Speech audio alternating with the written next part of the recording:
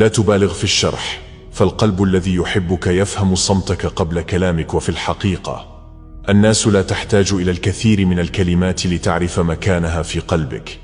من أرادك سيشعر بك دون أن تتكلم، وسيقرأ تعبك من ملامحك، وسيدرك همك من ارتجاف صوتك، وسيعرف حزنك من نظرة ضائعة لم تنتبه أنت لها.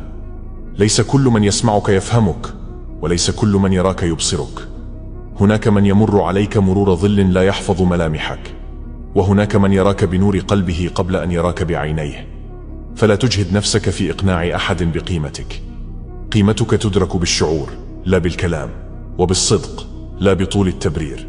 تذكر دائما: ما كان صادقا لا يحتاج إلى شرح، وما كان زائفا لن تكفيه الدنيا كلها ليقتنع. فاجعل صمتك ميزانا، وتعاملك برهانا، ودع الله يظهر حقيقتك في قلوب عباده، فهو أعلم بمن يستحق قربك.